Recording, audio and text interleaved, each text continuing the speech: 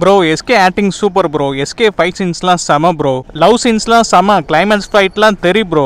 AR முருகதாஸோட டைரக்ஷன்லாம் சான்ஸே இல்ல. கண்டிப்பா இந்த படம் அவருக்கு ஒரு கம்பேக் ப்ரோ. இந்த வருஷத்தோட பிளாக் பஸ்டர் ப்ரோ. இப்பெல்லாம் எவனாவது ரிவ்யூ சொன்னானா நம்பிராதீங்க. இப்பெல்லாம் சொல்றவன் ஒன்னு பெய்ட் ரிவ்யூவா இருப்பேன், இல்ல எஸ்கே ஃபேனா இருப்பான். சரி ப்ரோ, அப்ப படம் எப்படிதான் ப்ரோ இருந்துச்சு சொல்றேன் ப்ரோ. ஸ்டார்டிங்ல இருந்து ஆரம்பிப்போமா? பொதுவா எந்த மூவினாலே ஒரு ஹீரோக்கு ஸ்டார்டிங்ல ஒரு செமையான மாஸ் என்ட்ரி சீன் இருக்கும் ப்ரோ. அதே மாதிரி இந்த படத்துலயும் இருக்கு ப்ரோ. ஓப்பனிங்ல ஒரு ஆள் பிச்சு இருக்காரு ஃபைட்ல. வரவங்க போறவங்களா பேரே அடிச்சு தம்சம் பண்றாரு. ட்ரோன் ஷாட்ல காட்டுறாங்க. ஆள் நல்லா செமையா ஸ்டைலா ஹேர் ஸ்டைலோட சூப்பரா ஃபைட் பண்ணிட்டு இருக்காரு. அண்ட் அதுக்கப்புறம் ஃபேஸ் ரிவீல் ஷாட் காட்டுறாங்க. ஃபேஸை பார்த்தா வித்யுத். அடங்கொய்யால எஸ்கே நினைச்சா வித்யுத்துக்கு செம இன்ட்ரோ ஒன்று கொடுத்து வச்சிருக்காங்க.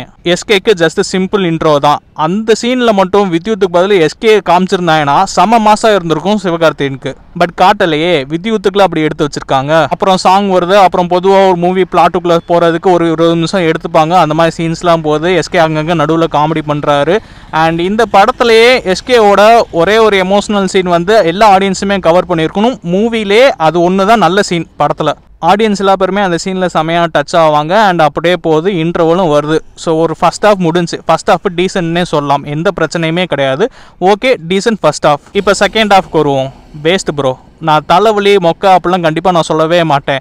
உட்காந்து படத்தை பார்க்கலாம், அவ்வளோதான் ப்ரோ. வேற ஒன்றும் இல்லை ப்ரோ. செகண்ட் ஹாஃபில் ஒரு ஃபைட் சீன் நல்லா இருக்கும். அதில் வர சின்ன ஒரு ட்விஸ்ட் நல்லா இருக்கும். அடுத்து வித்யுத்தோட திருப்பி ரீஎன்ட்ரி செம மாசாக இருக்கும். அந்த ஸ்க்ரீன் ப்ரெசன்ஸ் வித்யுத்தோடலாம் வேற லெவலில் இருக்கும். இந்த இடத்துல அனிருத் எஸ்கேக்கு சம துரோகம் பண்ணிட்டாரு ப்ரோ. எப்பயுமே அனிருத் ஹீரோக்கு தானே ஒரு மாசான பிஜிஎம் போடுவார். பட் இந்த இடத்துல வித்யுத்துக்கு போட்டு வச்சிருக்காரு. இன்னொரு ஒரு மிகப்பெரிய உண்மையை சொல்கிறேன். எஸ்கே காண்டி வித்யுத்தை அண்டர் பெர்ஃபார்ம் பண்ண வச்சிருக்காங்க செகண்ட் ஹாஃபில். எனக்கு பர்சனலாக எஸ்கேவோட ஸ்க்ரீன் ப்ரெசன்ஸோட வித்யுத்தோட ஸ்க்ரீன் ப்ரெசன்ஸ் நல்லா இருந்துச்சு. வித் அனிருத்தோட பிஜிஎமோட கண்டிப்பாக எல்லா பேருமே அதை ஃபீல் பண்ணுவாங்க, பண்ணியிருப்பாங்க. பட் லாஸ்ட் 25 நிமிஷத்துல எஸ்கே காண்டி வித்யுத்தை டம்மி பண்ணி விட்டாங்க. வேற வழி இல்லை. எஸ்கே தானே ஹீரோ. பட் அதனால அண்டர் பெர்ஃபார்ம் பண்ணும்ல, அதனால வித்யுத்தை மொக்கை ஆக்கிட்டாங்க. ஸோ இந்த இடத்துல தான் நான் எஸ்கேவோட பெர்ஃபார்மன்ஸ் பற்றி பேசியே ஆகணும். எஸ்கே வந்து செமையாக ஃபைட் பண்ணாரு. ஆகா ஓகா அப்படி இப்படின்னு வாங்க, அதெல்லாம் எதுவுமே கிடையாது. அவரும் ட்ரை பண்ணுறாரு தான், அவரும் ஹார்ட் ஒர்க் போடுறாரு தான். பட் ஸ்க்ரீனில் செட் ஆகணுமே.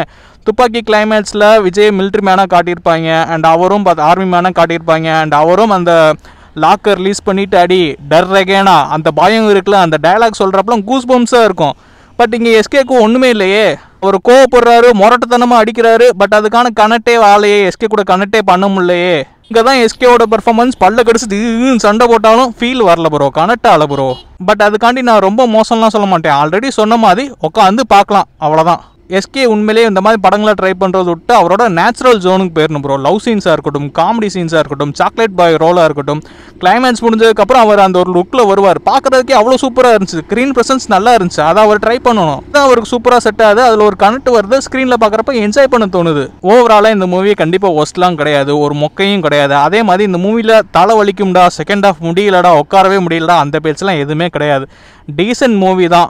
ஒரு 5க்கு 3 கொடுக்கலாம். பட் அதுக்காண்டி எஸ்கேவோட ஆக்ஷன்ஸ்லாம் செம்ம. எஸ்கேவோட ஸ்க்ரீன் ப்ரெசன்ஸாக இருக்கட்டும், எப்படி சண்டை போடுறாரு, ஏஆர் முருகதாஸ் பிடிச்சிட்டாரு, கம்பேக் ஆஹோ ஓஹோ அப்படின்னா அதெல்லாம் எதையுமே நம்பிடாதீங்க. நான் இந்த படத்தை நேச்சுரலாக பார்த்து தான் சொல்கிறேன். இந்த படத்தில் லாஜிக்லாம் பேசவே இல்லை. லாஜிக்லாம் பேசினேன்னா இன்னும் அடி வாங்குவோம். பட் நான் அதை இந்த வீடியோவில் பேச விரும்பல. எப்போ பேச விரும்புகிறேன்னா, அந்த கூலி பார்த்துட்டு இந்த லாஜிக் சரியில்லை, அந்த லாஜிக் இல்லைன்னு சொல்லிட்டு சில நெகட்டிவ் ரிவ்யூஸ் நிறையா கொடுத்துருப்பாங்க.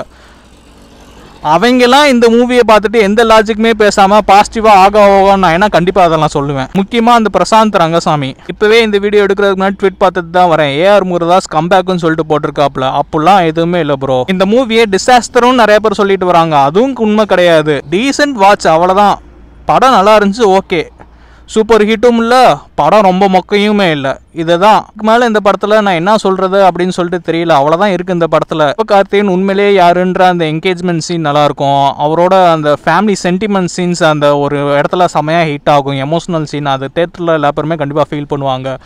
இன்டர்வல் அந்த டயலாக் சும்மாவே ஆக ஓகோன்னு வாங்க. இவங்க கொஞ்சம் எஸ்கே ஃபேன்ஸ்னால் இன்னும் பில்டப் பண்ணி பேசுவாங்க. பட் அந்த இது ஓகே தான். அதுக்குன்னு ரொம்ப ஆகா அந்த மாதிரிலாம் எதுவும் கிடையாது. செகண்ட் ஹாஃபில் லாஜிக் பற்றி பேசணும்னா எல்லா சீன்ஸையுமே எடுத்து கிழிக்கணும். அதெல்லாம் எதுவுமே சொல்ல மாட்டேன். அதே மாதிரி செகண்ட் ஹாஃபில் ரொம்ப மோசமும் கிடையாது. உட்காந்து பார்க்கலாம்.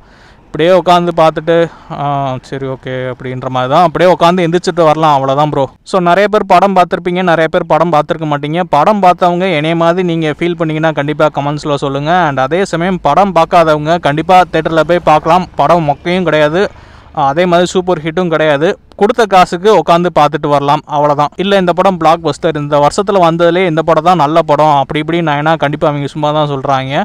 லோகோ கூட வந்துச்சு, சாப்டர் 1 வந்துச்சு, அதையும் தான் பார்த்தேன். சூப்பராக இருந்துச்சு படம். இந்த படம் எனக்கு ஓகேவாக தான் இருந்துச்சு. அதை தான் நான் உங்ககிட்ட கன்வே பண்ணியிருக்கேன். எந்த ஒரு வன்முமே இல்லை. வன்மும் எஸ்கே மேலே காட்டணும்னா இந்த படத்தில் நிறையவே காட்டலாம், அதை நான் காட்ட விரும்பலை. பிரசாந்தோட ரிவ்யூ பார்த்துட்டு அப்புறம் நான் டீட்டெயில்டாக அவர் என்ன நான் சொல்லியிருக்காரு, அப்புறம் நான் சீன் பை சீனாக லாஜிக்கோட பேசுகிறேன் ப்ரோ.